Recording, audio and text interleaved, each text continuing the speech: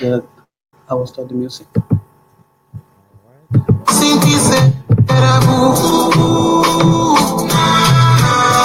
e ama verano que era tanto. Não te sinto mais. Não, não, não, não, não.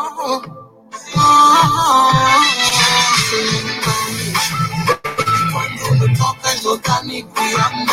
Já te senti mais. O abraço que davas também não tava a crer. Já te senti mais. Não me beijes, não quero mais saber. Já te senti mais. Se me tocas, eu fujo, pois eu já não quero. Já te senti mais. Já te senti mais.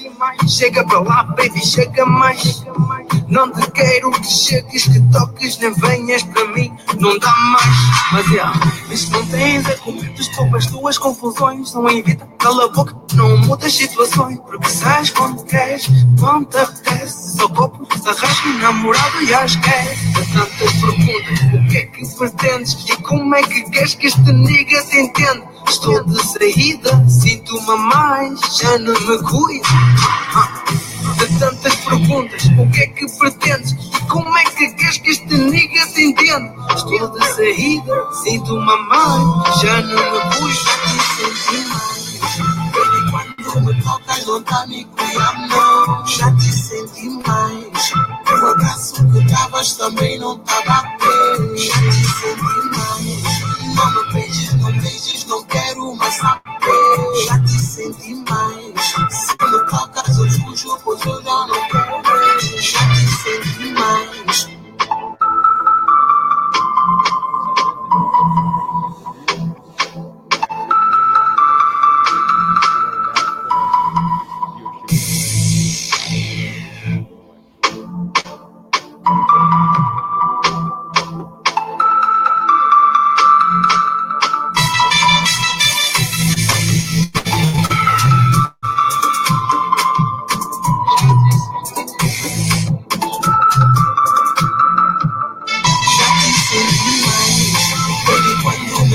Não tá me criando, já te senti mais. O abraço que davas também não tava a ter. Já te senti mais. Não me beijes, não quero mais saber. Já te senti mais. Se me tocas, eu fujo, pois eu já não quero. Já te senti mais. Baby, quando me tocas, não tá me criando, já te senti mais. O abraço que davas também não tava a ter. Já te senti mais. Não me beijes, não quero mais saber. Já te senti mais. Se me tocas, eu fujo, pois eu já não quero. Já te senti mais. All right, we're getting some good viewership so far. Let's go ahead and do one more song, Lorenzo.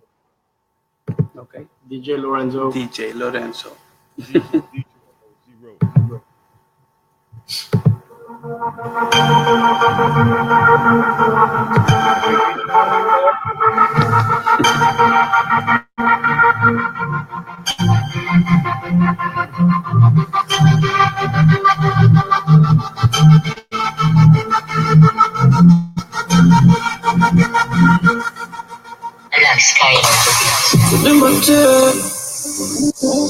Mon côté c'est pour oublier. On a deux visages de pierre. Ça me touche jamais oublié. Du coup laissez Esprit d'arrêter ici.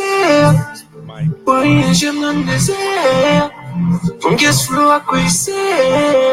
Dans mon regard ça me tombe sur un plan. Puis tes traînants sont moins partout, ça m'y va. Comme les femmes se poussent le vieux sous danse. Écoute jamais ma cerveau à quoi ça m'y va. Où est mon cauchemar, où t'es mon vieux.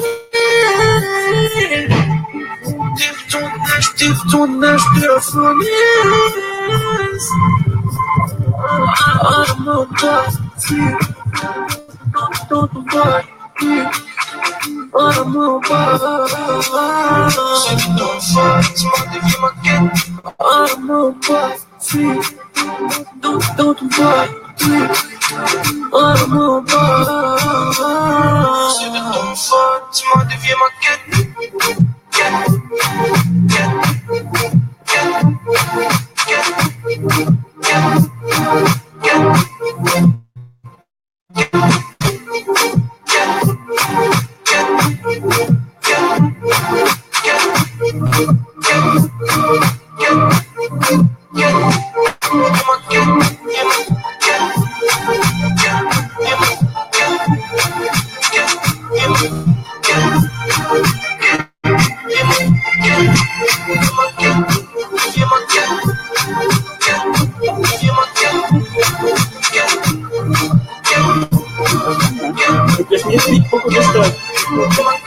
Later, et non c'est noir au copier. Tu passes pas faire son pied. Ma roue blottée ou l'enfer. Avant du chat. Tiens-moi pour que j'ai compris. Je suis dans mon mal où ça compère. Si tout n'était qu'un trompe-l'œil, déviens mon chemin, voilà mon dos tombe de mauvais côté. De mon aroc, prévenu mon même, tu vois pas ça, mais tu vois pas côté. Où est mon cauchemar, où est mon violet?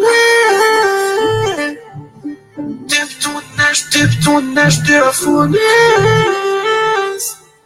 Ah, mon pas, flip, dans ton pas, trip. Ah, mon pas, c'est de ton fort, tu m'as dévié ma quête. Ah, mon pas, flip, dans ton pas, trip. Ah, mon pas, c'est de ton fort, tu m'as dévié ma quête.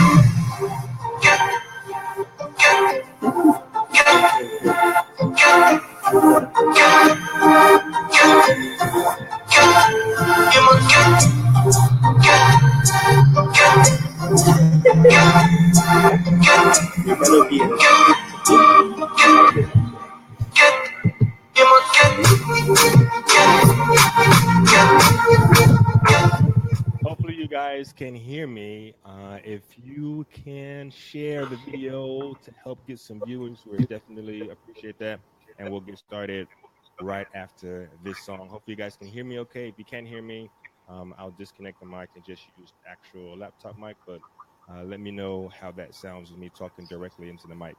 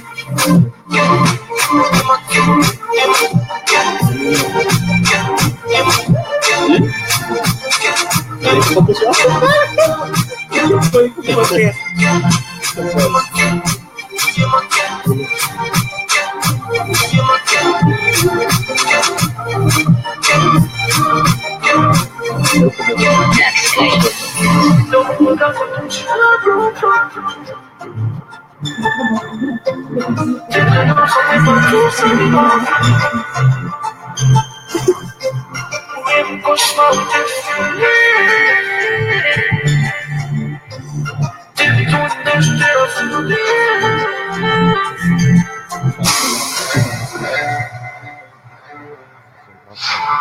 Thank you, DJ Lorenzo. You know it. All right. So, for the viewers that we have on the line, thank you so much for joining us in the middle of the day. Lorenzo, we have somebody asking the name of that last song and the artist. Is that coming up on you guys' playlist on SoundCloud? Yes, it is. That's why they need to follow the Mode Zero playlist of the week. We will provide you with the best songs every week. But for this song, it's of Black Skyle, and the song is Du Quier. I don't know how to pronounce it, but something like that. I will write it in the live, and then you can Okay, find it so like it's on SoundCloud. They can find it out there. yes on SoundCloud. Awesome, awesome, awesome. Yes, Lindsay, we know you're on top of your Urban Kids songs.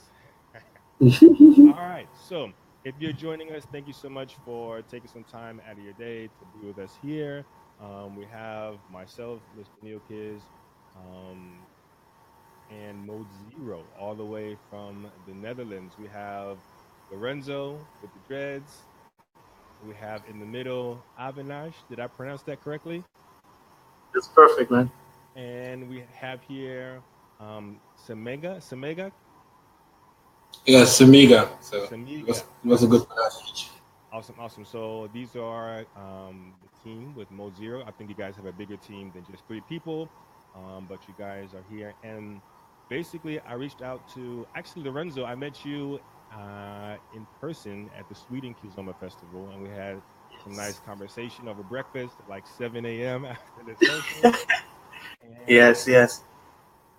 we kind of kept in touch a little bit after that. And then in my for my festival for the Neo Kizoma Festival.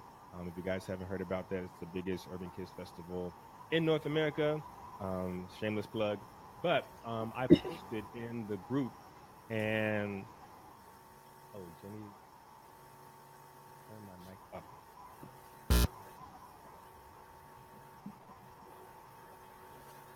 Does that help? No. No, still not. Still bad. How's my audio, people?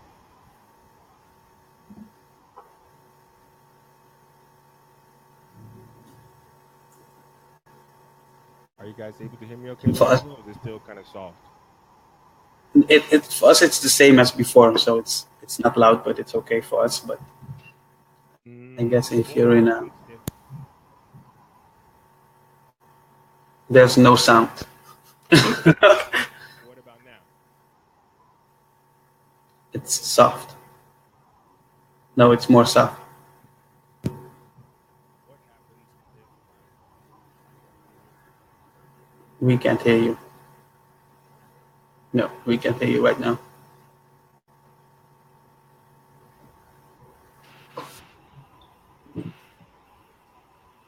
Can you hear me now? Oh, now it's loud. it's perfect. It's perfect now? Yeah. Now. Okay. I just disconnected the cable and added it again. But this sounds a lot better? Yeah. Okay, awesome. So we were talking I posted in the Facebook group for Neo Kids about the favorite taxi dancers that we had from last year. And that comment thread ended up with like almost 200 comments of people like sharing their experiences of taxi dancers. Some people had amazing experiences with the taxi dancers, and some people didn't have such a good experience with the taxi dancers. But I feel part of that was because of the expectations that were placed upon the taxi dancers. It was the biggest amount of taxi dancers I've managed with. So it's definitely a learning experience for me and the team that we had as well. So we're definitely trying to do our part to kind of understand what is the role of taxi dancing, what are the expectations that the attendees should have, what are the expectations that a taxi dancer should have.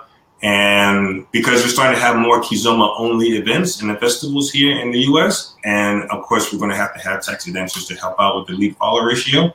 So that's why we're kind of reaching out to the experts here to help us understand a little bit what's going on, you know?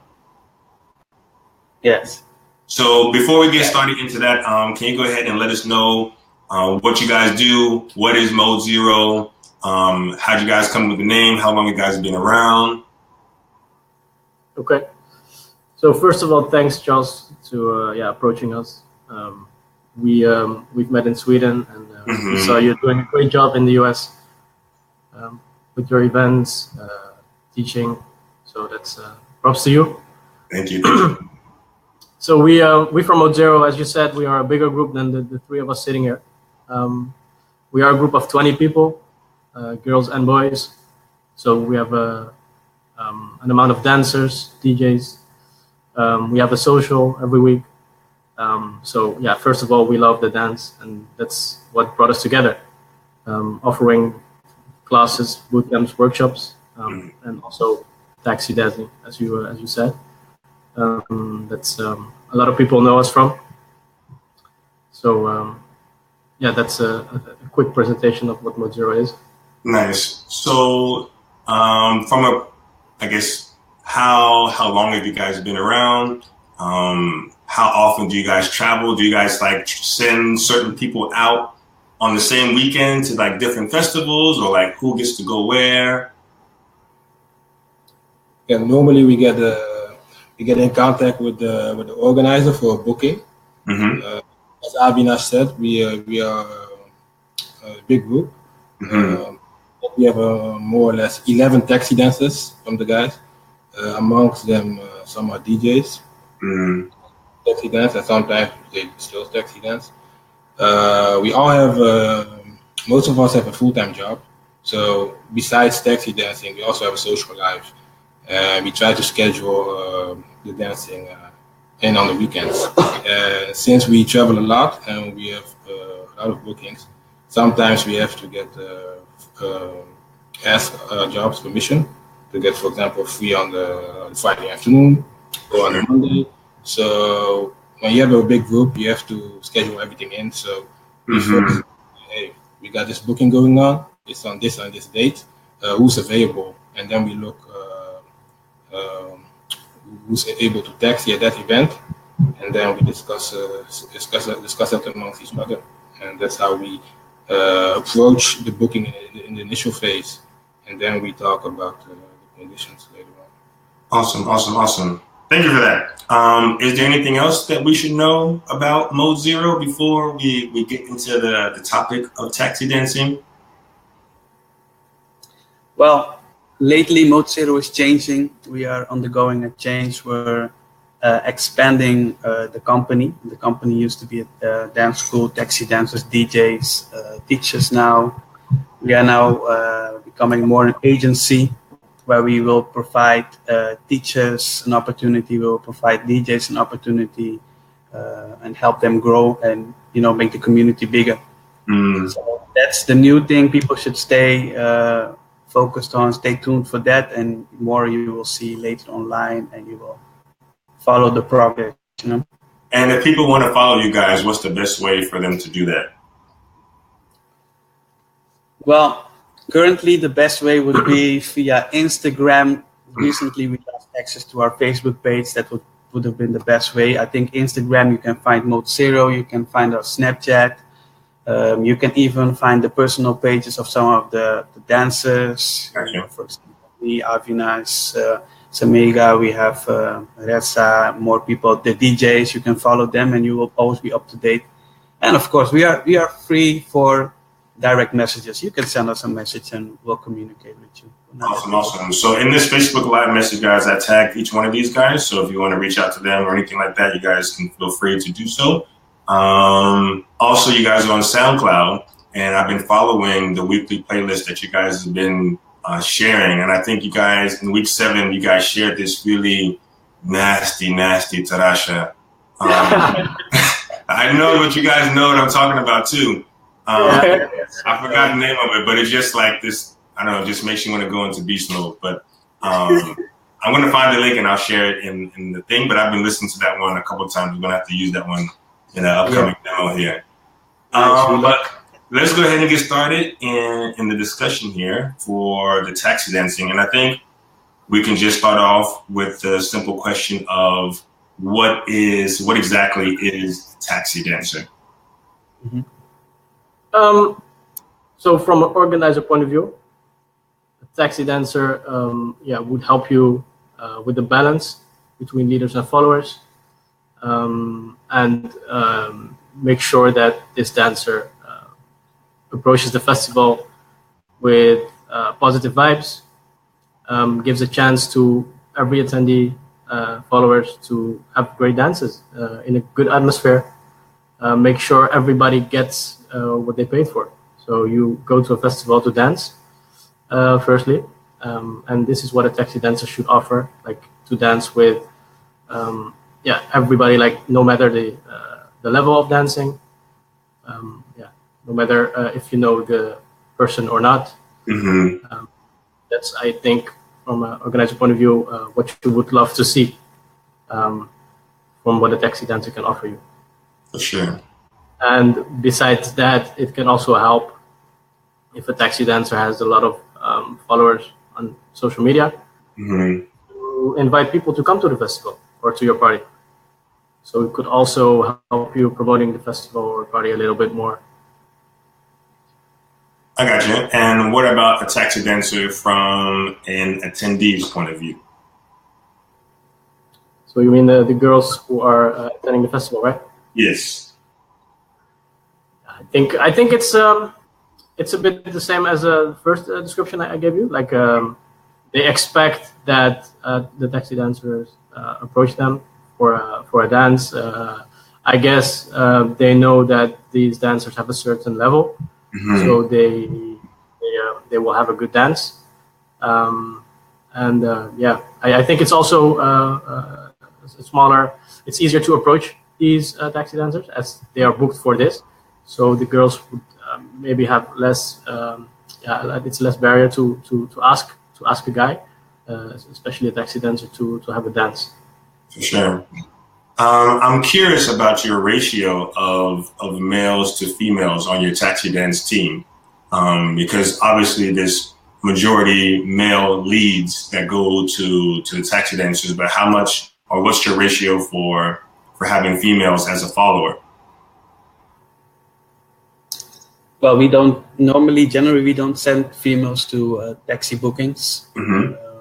It happens very rarely. We have bookings where the organizer asked for a female, and generally then it's a country where the men would like to experience how to dance with a more advanced woman.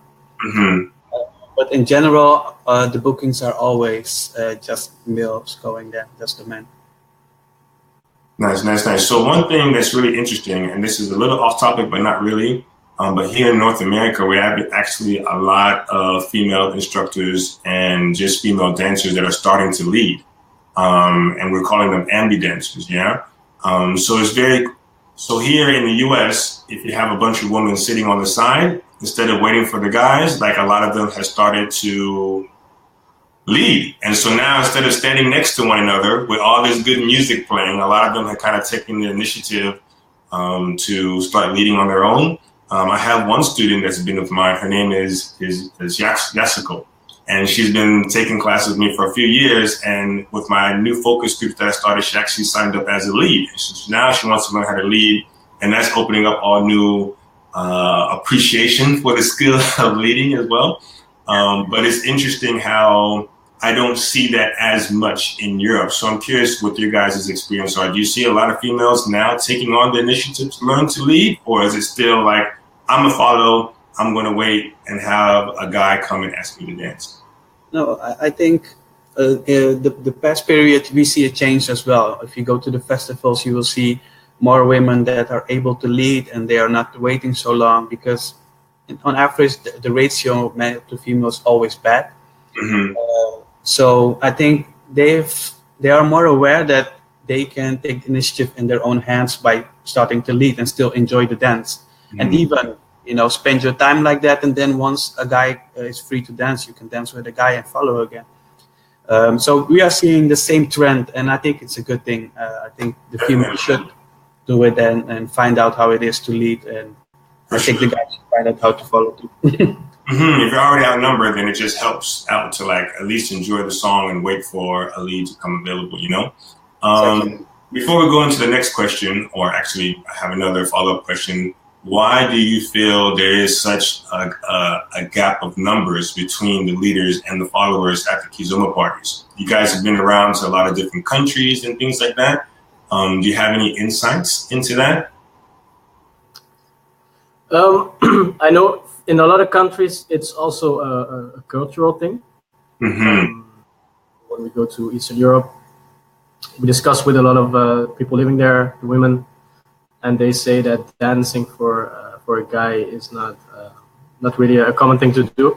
So it's not masculine. So I think that's one of the reasons, especially in Eastern Europe.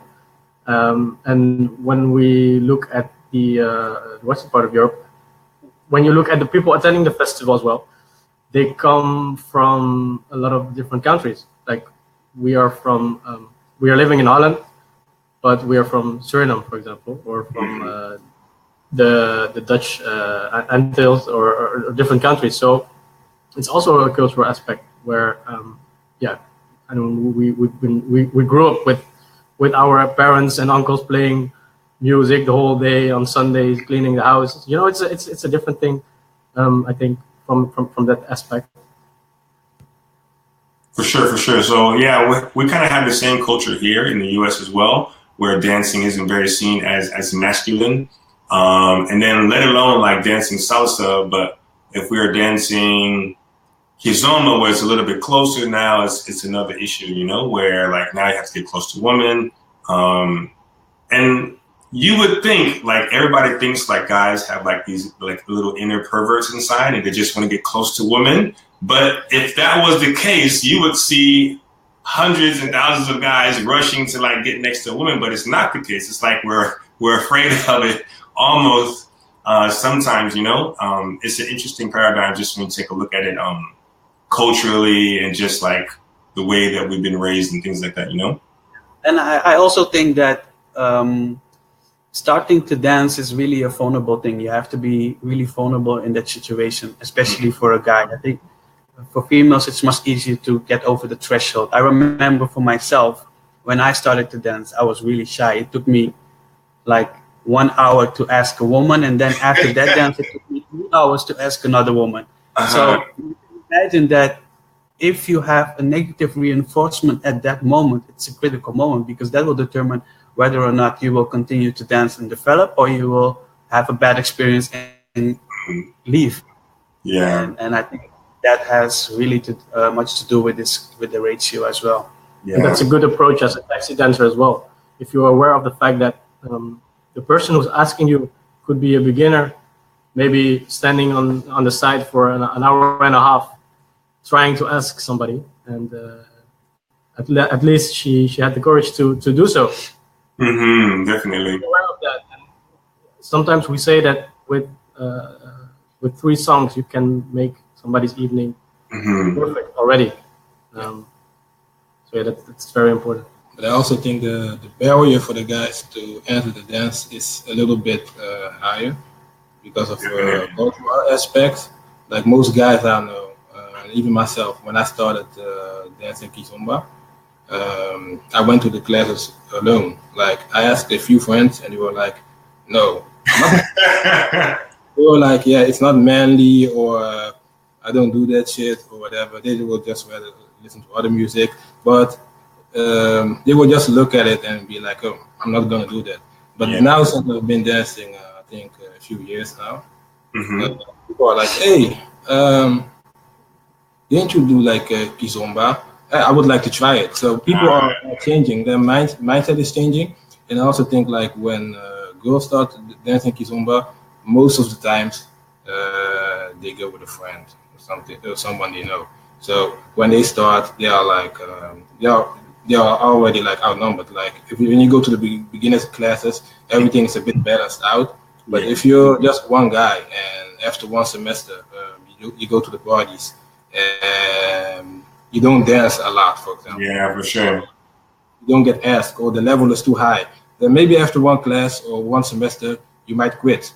So the guys that stay longer in the game are guys that went to a few classes and went to a few festivals. That's why you have like a big difference. You have like a lot of newbies or a lot of people that have been in the game a bit longer. And that's what you see a lot. And with the females, it's the same thing. To every festival you go, you see a lot of people that have been in kizomba dancing for a while. And those are the people that stay. And then once in a while, you have a new wave of new people coming in. Yeah, for sure. It makes sense. Awesome. So you have these individual taxi dancers, and you guys formed Mode Zero. So what kind of sparked the initiative to start having taxi dancer teams? And I'm curious because I know like you have people that do only teams get hired now for the festivals, or can an individual be their own taxi dancer and come out and taxi dance, or is it now always like a part of a team? No, it's individuals and teams. For us, for Mode Zero, I think the main focus for Mode Zero was to share knowledge, so give classes, share the passion with people, and having a team of dancers able to travel to different countries and share the dance with them was one part of what we wanted to achieve. So that's why we started taxi dancing, traveling, in order to get known, be able to approach different people, get booked for further workshops, classes. So that was our aim in having a taxi dance crew traveling with a team.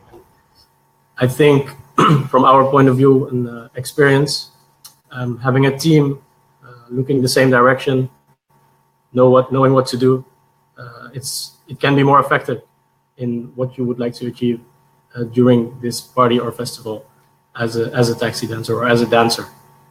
Makes sense. I got you. So how do you go about selecting people to be on a taxi team or the Mode Zero team? Like, obviously, if you're promoting and you want to give a good dance, the dancer has to be at a certain level. So how do you choose a dancer? And then one of the things I always tell my students, if I've been training my running, for example, and I'm able to run a mile in 6 minutes today, and then I don't go running for another month, I'm not going to be able to run that mile anymore because I didn't maintain that level where I was at. So you guys see a good dancer, but then, okay, you bring that person, how do you choose them? And then after you choose them, how do you continue to make sure that they maintain their level of dancing, yeah? Well, actually, to be part of Mode Zero, you don't necessarily have to be a good dancer at the start. That's the thing, because we are not about perfection, we're about the progress, the development of a person as a personality and as a dancer.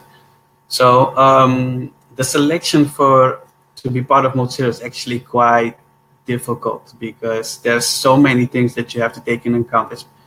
Being part of a team doesn't only mean you need to be a good dancer. You also need to fit in the group. The group dynamics is very important. And what is your ambition as a person in the dance as well? But once you've made it past all those obstacles, we will train. We will train really hard. We will have group trainings. We will work. We will assess what are your weaknesses. You will assess your own weaknesses as well. And based on that, we will make schedules and work on that and try to improve. And I guess if you do this regularly and together as a collective, you can grow very fast. And I guess that's what makes Mode Zero right now, is because we grow together and we grow together from the start as well. So that's what Mode Zero stands for. Like, people always ask us, what is Mode Zero? And the Mode Zero means that you start from the ground. You start from zero. Then it's zero. And then you progress, you get further, you develop as a person. And I think what is important to say as well for the taxi dancing, that the skills is just, I think, maybe 20% of the whole thing. Because if you don't have the right mindset, the right personality, and you only think about doing your steps and be the best dancer on the dance floor, it will be quite difficult to please all dancers on the dance floor, because this is not what everybody is looking for. Yeah. When you start to dance with the beginner, you have to be able to match the level of the dancer. And if you only think about yourself being the star on the dance floor and try all your figures that you've learned, the match you will not have a match. So it's also important to be able to to approach the person you're dancing with, to see what the level of skills is, and then able to enjoy the dance together. Definitely. So let's take a few moments and take a look. I see some people asking some questions in the comments. We're listening to you guys here. So if you guys have any comments or questions that you ask, feel free. This is live. If you're here live, feel free to interact with us in the comments. Also, if you're viewing now, we really appreciate a share on Facebook to help us spread the word of the live and get some more viewers going. Yeah. So let's take a look here. I see Vanessa's giving a shout out to the Andy dancers. Shout out to Vanessa. Emmanuel, the best Up Your Kiz instructor. I'm just a student. I'm just a crazy Kizomba addict. But I appreciate that, Emmanuel. I see Mela. She asked a question here where she's noticing that some male dancers will approach new female dancers, but females will not approach new male dancers, or they'll say no when being asked by a beginner.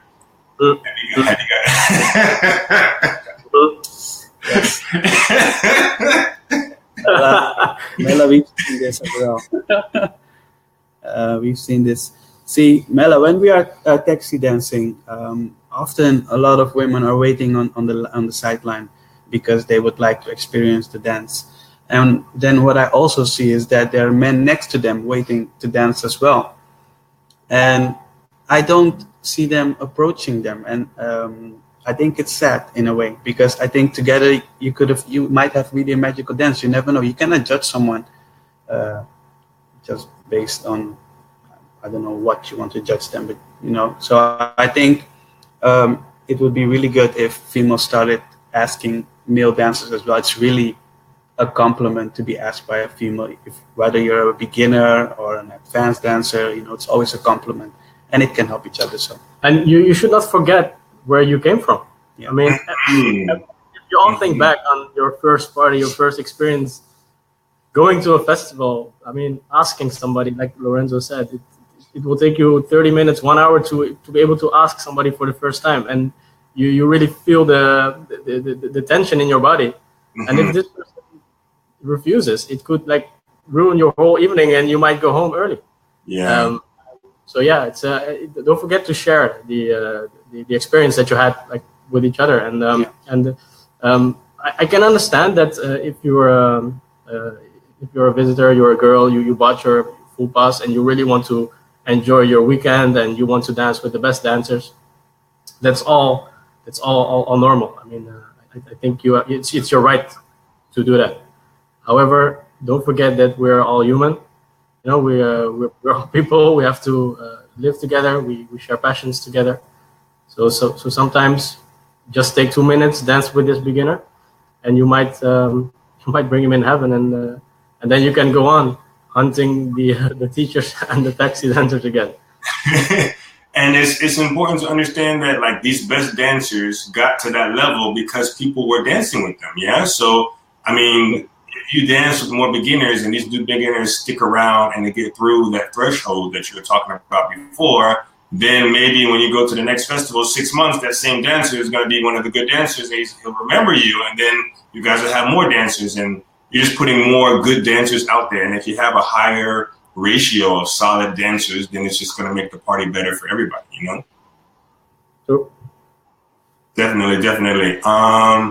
Gene is saying 3 dances can make somebody's night. If you're a taxi dancer, how many dances in a row is considered acceptable versus non-acceptable? Good question. It's definitely a good question, and it all depends on the ratio. On average, we have certain limits where we say we dance 2 to 3 songs on a party with a woman. Mm-hmm. But if it's balanced, then you can dance a little bit longer. But we never go past the 3 songs because we think it's the best way. And we've seen that it's the best way to have as many dances as possible. So, but sometimes we make exceptions. For example, if we are dancing with a total beginner and it isn't going right, we might do like an extra song to make the follower a bit more comfortable. Yeah. To learn a few stuff and to make her at ease.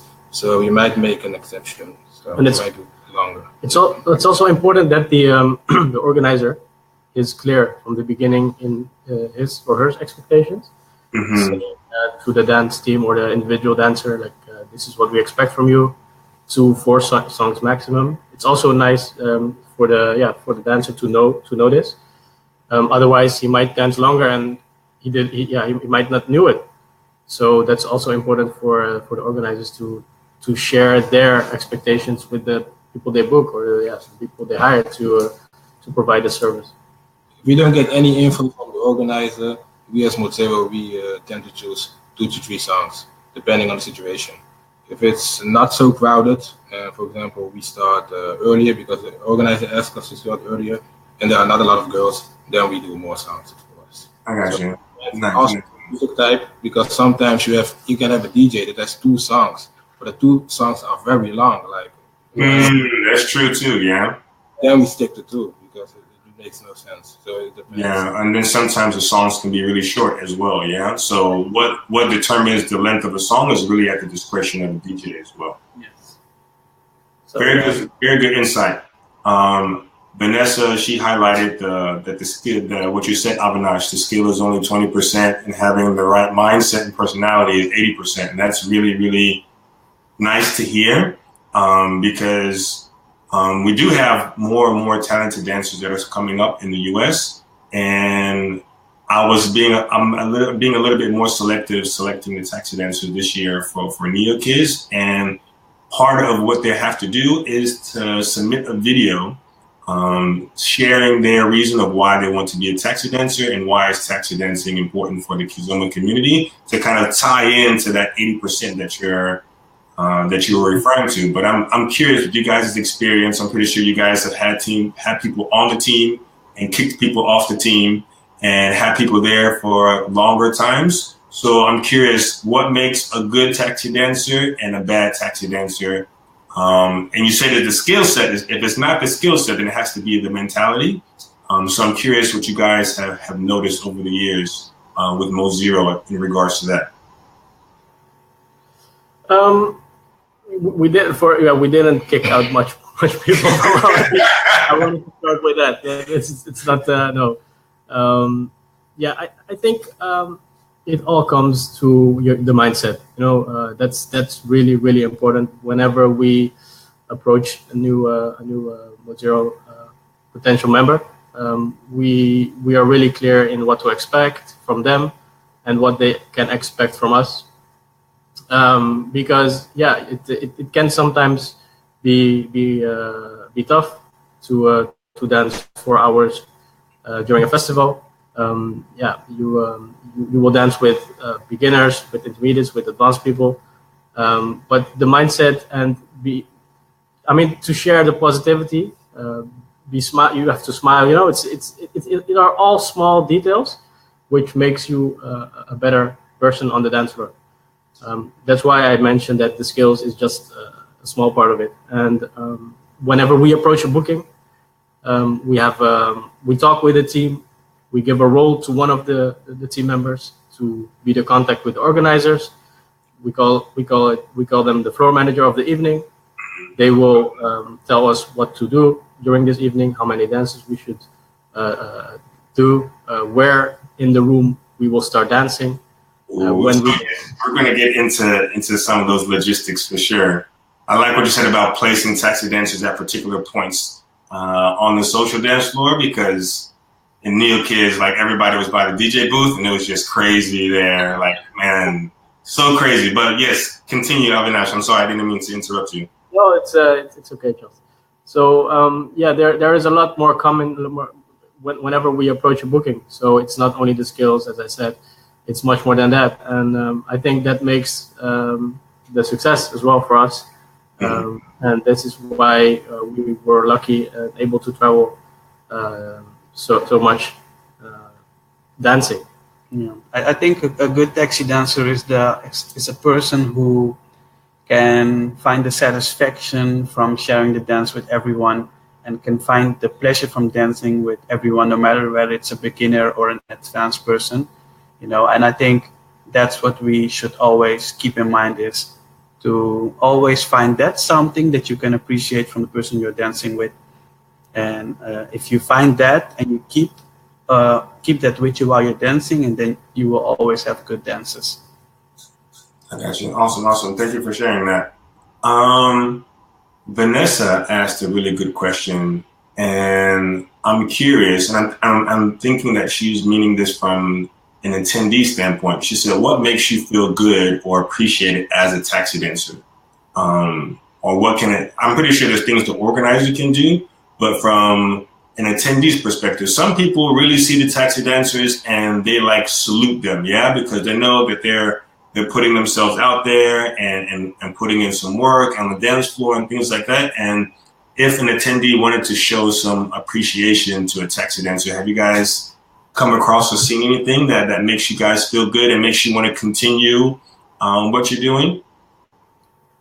Yeah, I think sometimes we meet people when they are starting to dance Kizomba, and we dance with them, and then later on you meet them again and they say, I still remember the moment we shared together and it was so comfortable. I felt so comfortable, and thanks for that. You really feel that people can appreciate the 6-7 minutes that you spent with each other, and they really keep it with them. And I think that's really makes me feel really good as a taxi dancer, Those are the things that you like, because then for me it feels like my work that I'm putting in is appreciated by the other person. So you guys appreciate just direct feedback. Hey, I really love the dance, even if it's not at a different event or something like that. You guys appreciate people sharing. Thank you for the dance and things like that. Yeah. Sure. Yes. And when we also taxi dance, it's also an opportunity to dance with different people. Every dance is a surprise. If she's a beginner or advanced, it really doesn't matter. When we are not taxi dancing, we also dance with different people. But sometimes, if you have if you go to a party, you might have 3-4 good dancers and you have wrong dancers. But during taxi time, you really get a lot of surprises on all kind of levels. And when you bring a smile on their face, it really makes you happy also that you get the opportunity to make somebody else happy. Awesome. Good stuff. So my next question is, you're on the dance floor, you're dancing, and I saw Shanika, she was asking, what happens when you get super tired at these events? How do you make sure that you don't lose your love for dancing? How do you still get joy from it when you're taxi dancing? You guys tied in a little bit on that, but I'm pretty sure the job can be physically demanding at times. If you're dancing with a beginner and she's heavy and she's not that good, yes, good vibes, you want to grow the community and stuff like that, but then after an hour or 2 hours, like dancing with people who are not the lightest follows, does that put a strain on you? And how do you keep your energy up? And that also ties into like how long your shift should be as a taxi dancer, yeah? And then after that question, I'm curious to see, what do you guys do to communicate when a taxi dancer is on duty and off duty? I know that was like a lot, but they're kind of all connected, yeah? I mean, they're all good questions.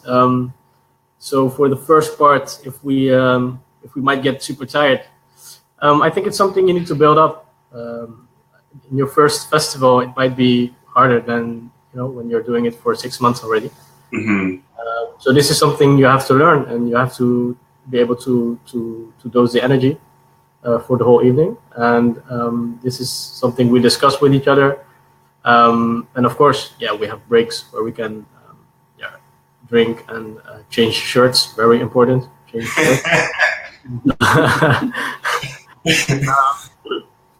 And it also depends on how many hours the shift is. Usually, in the evening we do 3 hours. So 3 hours. Doable. 3-hour shift. That's what we did at Up Your Kiz last year, and some of them but it was their first time taxi dancing. For some of them, it was like their debut taxi dancer. But yeah, that can, if you don't have the stamina for it, it can be a little tiring. Yeah. Yeah, I think it's really important that if you're taxi dancing and you have to taxi dance for about 3 hours or something like that, you really need to understand that you will not be able to dance on a high pace for 3 hours long. And you need to find your calmness, and even when you're dancing with someone that's struggling a little bit, and that's where we say skill isn't that important. It's about the mentality and feeling the other person and respecting the other person, because at that moment you need to calm down. And while you're calming down, you can rest a little bit as well. So you need to have like the curve, Makes sense. Energy curve.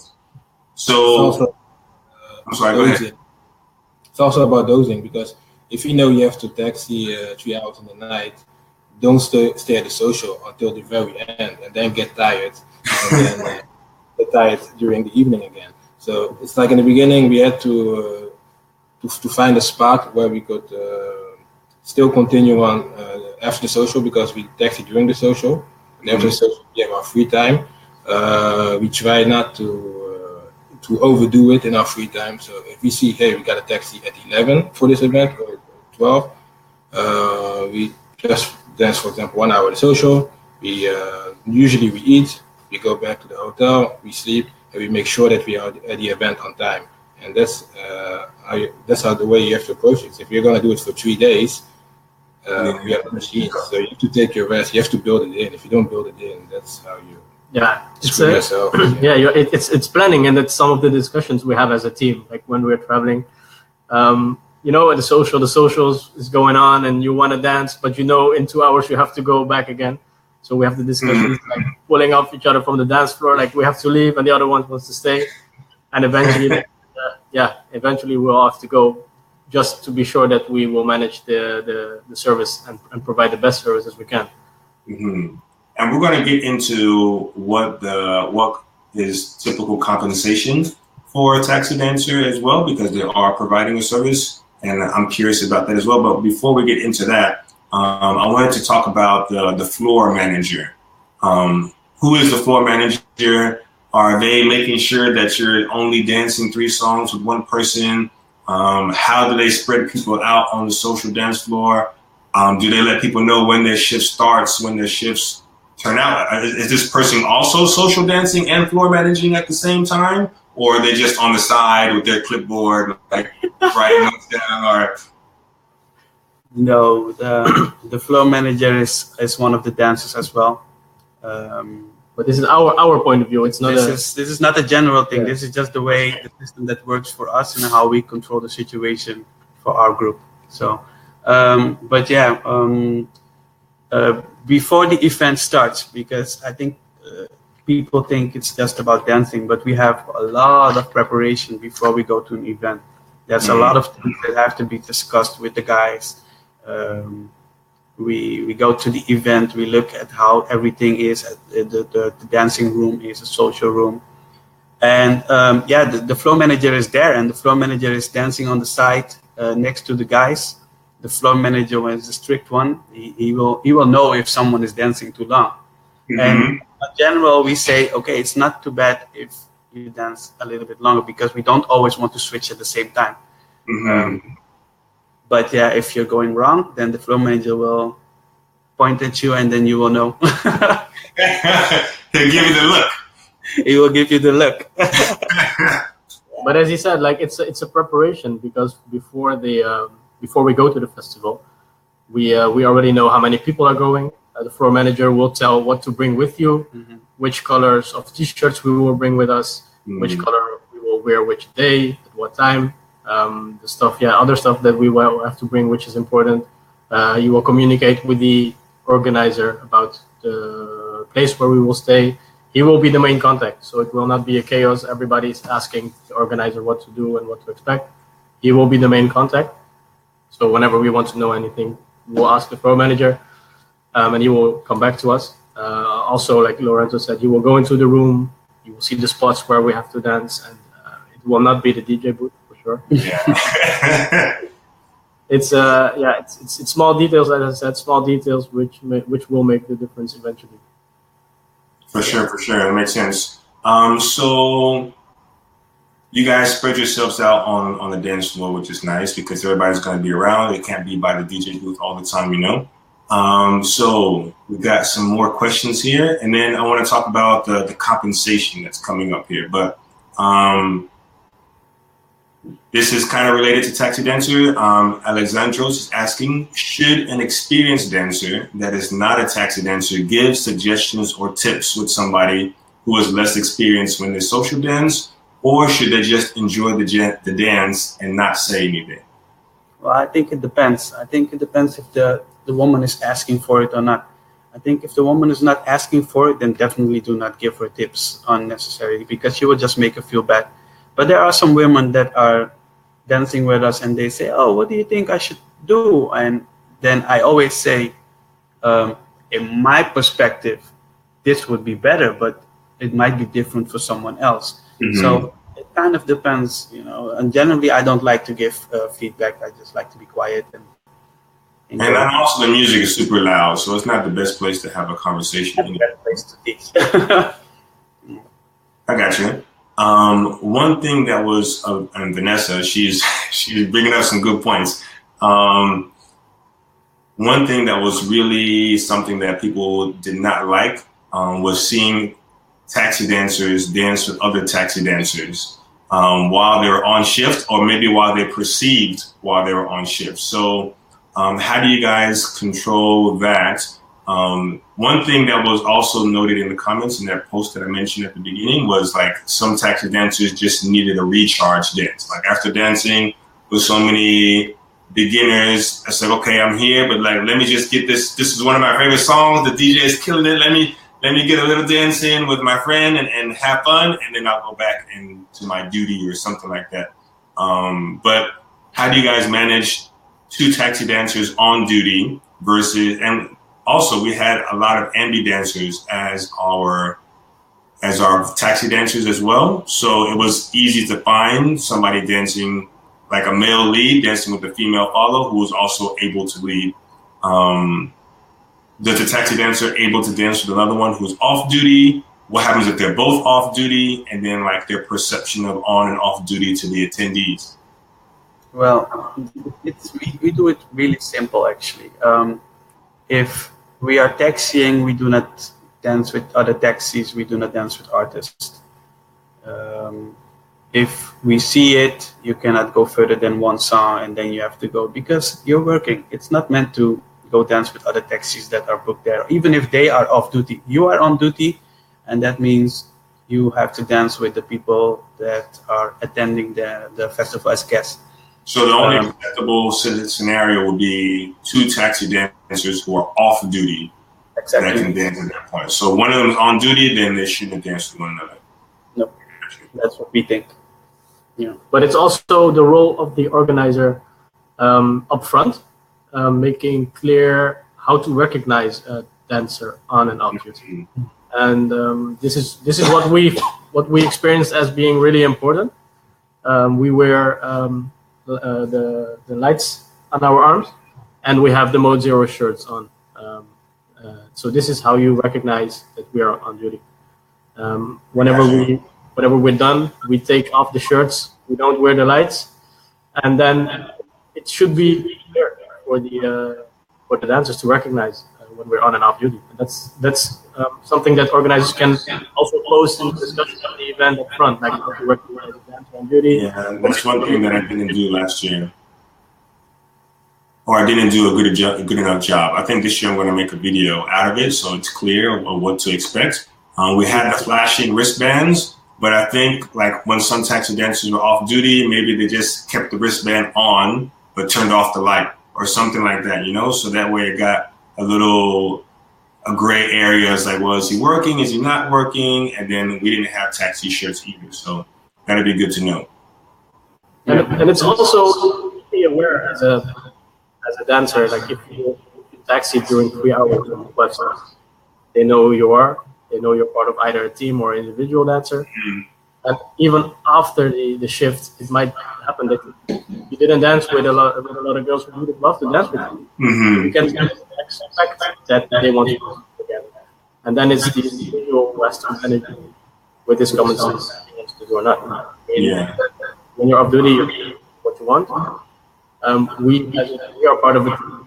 So yeah, for us it's different than when you're an individual taxi dancer because people will still see us as yeah, definitely, yeah. It can sometimes be hard to find a good balance, but we still try to please all the people involved, even though we are off duty, and sometimes we hope that people can understand that as well.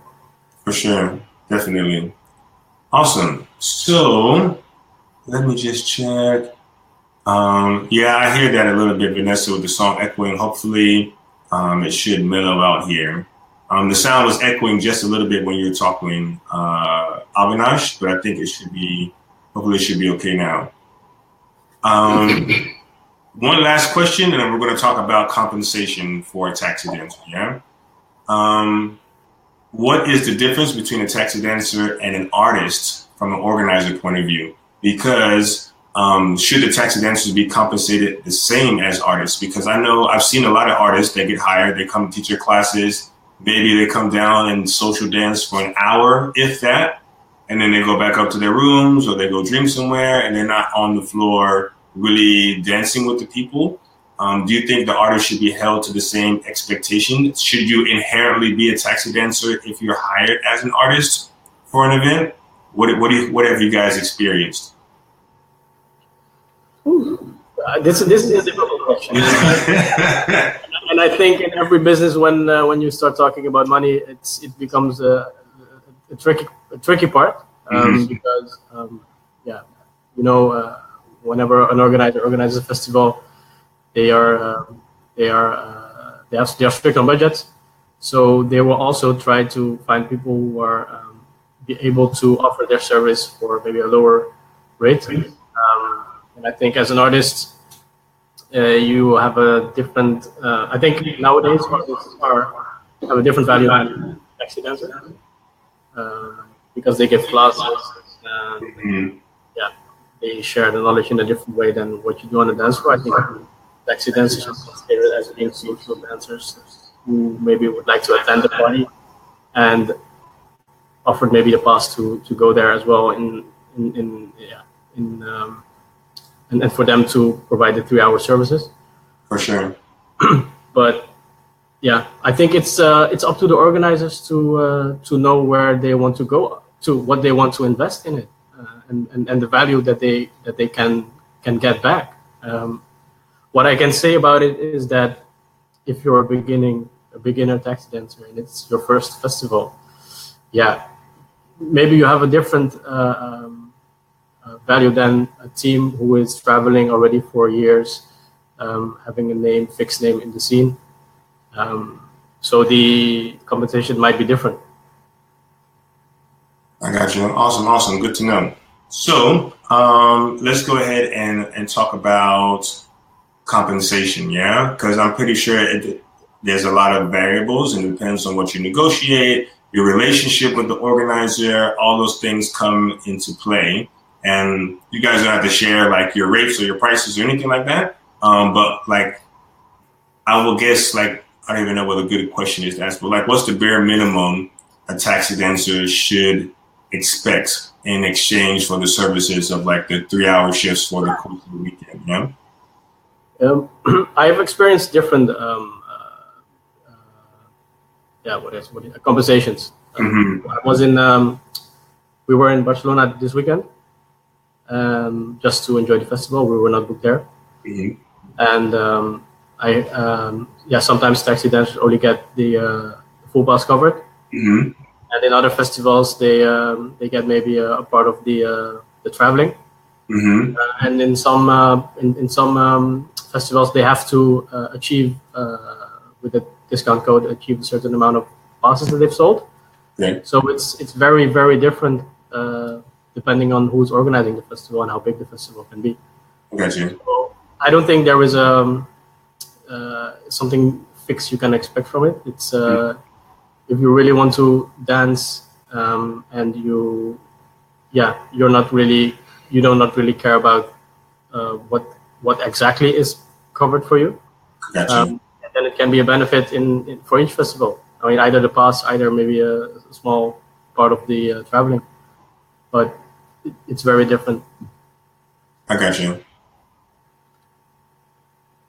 And as far as the compensation, you said it varies from time to time depending on the organizer and things like that. And I guess also having a team and having a good numbers of good taxi dancers with a good reputation can also help your negotiations, yeah?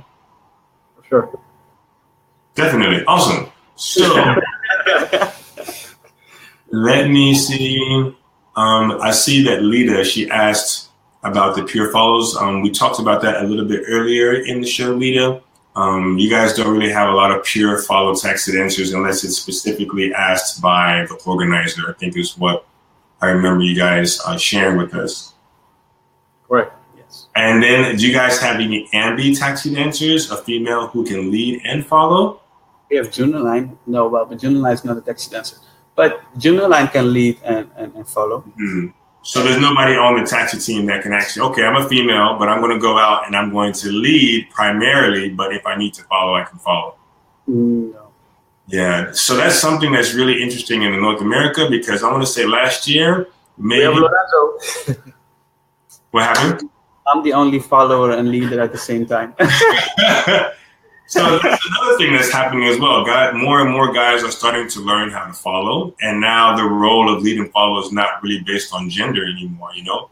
And of course, we can see the correlation to that in our society, where like a woman can be an MMA fighter, yeah, could be a boxer. She doesn't have to be a model or like an actress or something like that. And the same thing for guys. We have guys like Yanis Marshall. They're like dancing in heels better than a lot of the women out there. So now the roles in our society are definitely shifting. So it's interesting to see that shift. But last year for our taxi dancers, I want to say maybe a third of the taxi dancers that I had were ambi, meaning that they were a female who could lead or follow. And that trend is continuing into this year as well.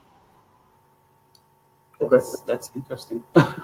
Yeah, I'm probably going to do a podcast or something on it because I feel like it's definitely something that's unique to us here in North America because we have a shortage of leads, but then a lot of followers are now just tired of waiting and they're starting to lead, and some of them are getting really, really, really good. One that comes to mind is Tara from Montreal. She's a beast, leading and following. So.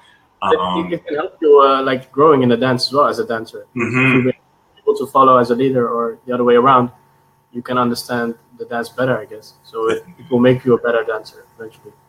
Sweet. So we've covered a lot.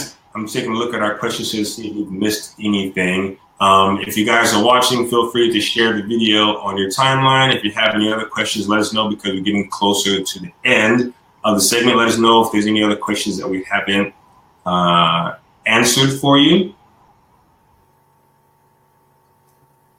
Okay, here's a good question. For the people in the U.S. who are aspiring to be taxi dancers, and for the taxi dancers that I've chosen for this year, I definitely told them about this event and like, hey, you got to watch this. If they can't watch it live, it's going to be pre-recorded. But what to expect and not to expect when you decide to become a taxi dancer, to have the proper expectations? It's a very broad question. I mean, you shouldn't expect to dance with only good dancers. You shouldn't expect to dance with only good dancers, for sure. That's really important. And I think what you should expect is to develop your skills. I mean, you shouldn't think that you'll be the next star in Kizomba scene within, I don't know, just because you become a well-known dancer. It should come because you really want to share your knowledge, your experience. You want to share your energy with people. It should come from a positive approach. When you want to be a dancer, a taxi dancer. So I think that's really important. And you shouldn't expect to to go everywhere for free, traveling the whole world, going to festivals. It shouldn't come from that side of the dance. That makes sense. Definitely. You need to be quite a flexible person because some parties or some festivals are just not that exciting as the other ones are. So if you encounter that, you still need to be positive and taxi the 3 hours and act like nothing happened and make the other follower happy. So it's you shouldn't expect it to be very easy as a taxi dancer. So. That makes sense. Yeah. Okay. I have one. I guess let's talk a little bit about the organization. Yeah. And Lorenzo, I think you posed this question that some organizers have decided not to offer taxi dancers anymore. What do you think would drive an organizer to do that? Was it strictly like, oh, I don't want to pay these guys, so I'm not going to have them? Why do you think that is? Because for me, it sounds like every event should have a taxi dancer to ensure that the people who are social dancing have a great experience on the social dance floor, which is like a key component of a lot of festivals. So I'm curious to hear you guys' thoughts on that. Well, I think the reason they have decided, I think it has to do with multiple factors. And I think one of the most important ones is the expectation of the attendees, but also the communication of the organizer to the attendees. Because I think that what I've seen over the time period that I've been taxiing is that often women are disappointed. They maybe have not danced as much as they expected because organizers often promote with this amount of taxis, but they don't give a clear communication. So the women don't really necessarily know what to expect. And I guess maybe that's the way they try to handle with that. I'm not so sure what I think. Yeah, what should I say about that? I think also in the scene, it's it's a new thing still. So people who are in the scene for a while, in the beginning, like we are quite new as well. People are dancing for years and years and years. They haven't experienced any taxis, and it was going well before. So I wouldn't say that it's a must. It all depends on how they sell their process. If the ratio is okay, if the ratio male female is good, yeah, you don't really need it. You can have a festival without taxi dancers. If the ratio male female is not good, then you might consider hiring some. And if you have good dancers, effective dancers, you don't need to have a lot. I think it's also the bad part of maybe sometimes the bad reputation of what taxi dancers can have is if an organizer have 100 taxi dancers, but they're not doing their job properly, then it will have a bad effect, a bad reputation. And then you're not delivering on that expectation, and then that creates. And then people will say the taxi dancers were not good, and then next year they will maybe not hire them. So it can also be because of the service that was delivered, which was not good, that they've decided to maybe not do it anymore. I got you. Awesome. I guess to wrap up the call, I think it would be cool to talk about maybe some do's and don'ts, and maybe each of you can kind of share your personal experiences on taxi dancing and why you continue to do it. Also, I think it'll be cool to hear like maybe things that we should avoid, or maybe like best practices or something like that overall that we may not have covered already, but we've covered a lot. But Vanessa, and there's another lady here. I can't pronounce her name. It's like Hey Noosh. She's like, I've heard from some taxi dancers that some women are heavy on their feet. What does that mean? I would say that's definitely having to do with the weight transfer and how much energy you're putting into the ground on your steps. As you become better and better dancer and you get more used with the relationship between your feet and the ground, you can definitely start to be lighter on your feet, yeah? But if you're not aware of that and you're like throwing all of your body weight into the ground when you step, then that can be considered as heavy. You guys have anything you want to add to that? You already said everything. You're the expert, though. We should interview you, you know that. I hope that answers your question, Hanush, but it's definitely training on how to step. Basically, you want to not let gravity win the step. You want to control the step.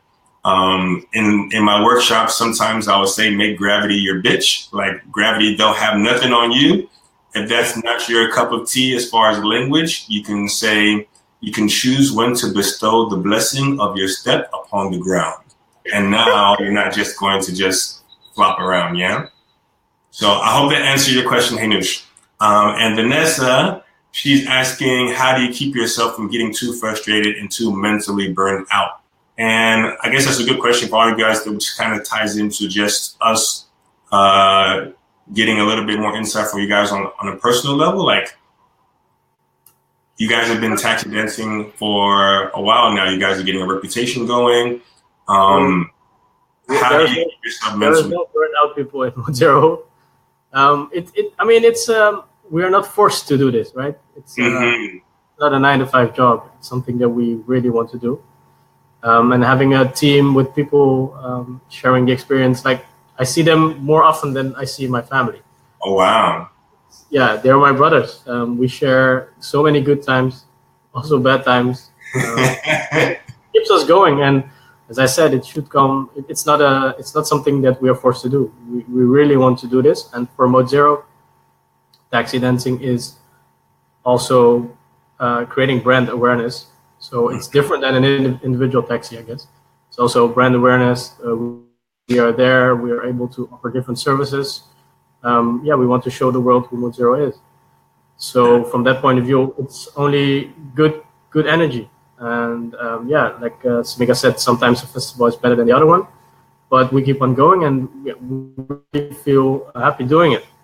So I think from that point of view, you will not have burnout, and I hope Kizomba will not give people burnout. I think it comes from different sides.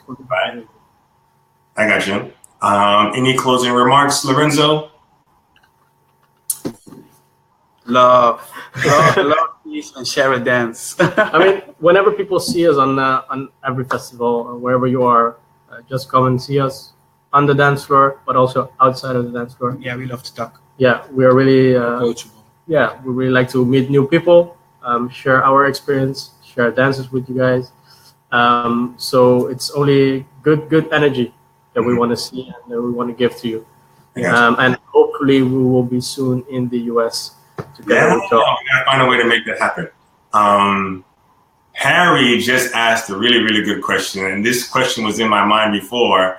If you are on the dance floor and you got like 20 women on the sidelines, like, how do you decide which one gets the next dance? Is it the one that jumps out and touches you first on the shoulder? No. Or See, Charles, I'm going to give you the secret, right?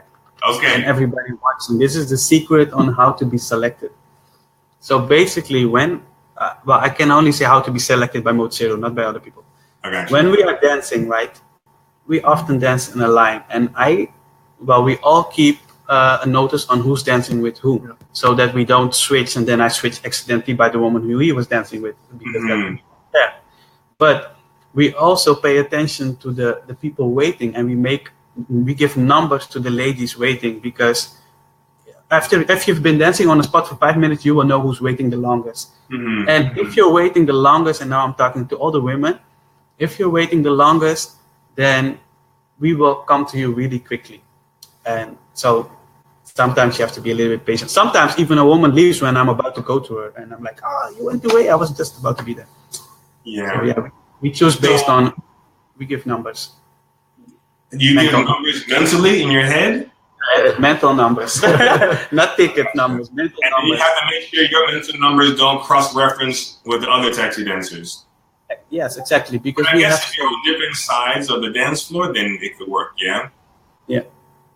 We have zones, and we always stay on the sideline, so we can also see the women. We have eye contact with them, and that's how you try to keep that interaction. Pay attention to all the women that are standing there. And that's not something you will learn in classes. No, that's what. That's why. This is something you have to train during training as well. We dance in a line, and we also keep the space small because you don't have the same space what you have in class when you're in the festival. Sure. But this is really the awareness that we have when we are dancing. It's not only the people in front of us, but we also have to look, who's waiting, who's dancing with other team members, in order to make sure that we do our best to select the lady who's waiting the longest after. I got you. We have to do a lot of attention because the ladies are also getting a bit smarter, because if you don't stay for too long, you might stay in a certain place of the area for maybe 30 minutes, 40 minutes. But sometimes when we move to the other side of the room, we see the same woman moving along. Sometimes some of them know the system already, so it's funny to see. I got you. Are there any tips for the women who want to dance on the socials? Standing, like, because one thing that was a complaint was, like, sometimes women, they start fighting amongst one another, like, who's in line, who's waiting, who's been waiting the longest, and whether it be for an artist or for a taxi dancer. And then I think sometimes women are sitting down and then they expect to get asked. But if there's already a woman standing, Like, do you guys choose who you get to dance with next, or is it whoever asks you, or do you have to use your discretion? It's like, hey, yes, you asked me right now, but this person was waiting the longest, so I have to go to her. Yeah, do you decline a dance to go to ask another lady to dance? Well, the only reason when I will decline a woman is if she just danced with Avinash and then she comes straight to me and I'll say, you just danced with my team member. It's unfair to the other ladies. But comment on the sitting part. Yeah, if a woman is sitting really far, like behind 3 lines of women, and then she's sitting there, then it will be really difficult for us to reach that. And occasionally you will try to go to that person because you will see that person's face is really sad, or you can see that enjoying the party. And then you will try to go there and ask them to dance. But to make it easier for us, I would not suggest sitting. But I can understand that you don't want to stand all the time. Yeah, for sure. So just finding the balance. I got you. Yeah. But as I said, we give a number, a mental number, and the timer is walking, and we pay attention. We try to clear everything out. As fast I guess after doing this weekend after weekend after weekend, then you get used to like having eyes behind your head, like knowing what's going on and things like that. Yeah. Okay. Well, I definitely appreciate all you guys' time and expertise. I appreciate you guys sharing our knowledge to help our community grow here in the U.S. It's definitely something that we want to do. It's kind of been a mission of mine over the years. And so, yeah, it's been really awesome. Did you guys have any other thoughts or feelings you want to share with the people before we say goodbye? We really appreciate the effort that you took the time to reach out to Mode Zero to talk with us, to shed some light about this subject as well. It's very important, I guess. Educating the community about this and sharing the perspective is very important. So we're very happy for the job that you're doing, and we just hope that everything will progress in a good way for both the taxis, the artists, the followers, the organizations, and just the attendees. For sure. Awesome. And for the people who are wondering, if you jumped in the middle of the call, this call is going to be recorded. So you'll be able to see it, and maybe we can put it on the website somewhere or something like that, and people can see it. And maybe this will be like a piece of content that people can watch over and over again for years to come, Yes, exactly. And I'm also going to try to take the audio and create a podcast out of it. So just be another means of content, but I'll see how it looks once we download the video. Yeah. Okay. All right, guys. Thank you so much for your time. Thank you for everybody. Yes. Put your hand out. My what? Put your hand out like this. Ah. Okay, so we're going to do a yell, right? This is the yell we always do before we start the taxi. Okay. And it goes like this. I say, Mode Zero on me, Mode Zero on 3, and then I count 1, 2, 3, and then we say Mode Zero, okay? All right. So it goes like this. Mode Zero on me, Mode Zero on 3, 1, 2, 3, Mode Zero! Awesome, guys. All right. I appreciate it so much. Thank you, man. Thank All right, you guys have a good day. Ciao.